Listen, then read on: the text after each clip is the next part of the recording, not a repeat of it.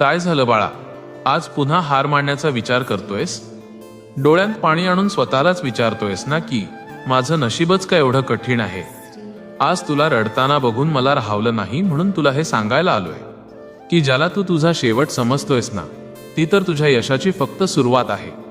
अरे, लोकांच्या प्रगतीचे इमले बघून स्वतःचं छोटं घरकुल पाडण्याची भाषा का करतोस? तुला काय वाटतं मी तुला विसरलोय? नाही बाळा, मी तर तुझ्या त्या प्रत्येक रात्रीचा साक्षीदार आहे, जेव्हा तू उशीवर डोकं ठेवून गुपचूप रडला होतास. तुला वाटतंय की तुझं आयुष्य थांबलंय, पण बाळा विसरू नकोस की शांत पाणी नेहमी खोल असतं. तुझ्या आयुष्यातली ही शांतता म्हणजे एका मोठ्या वादळापूर्वीची तयारी आहे.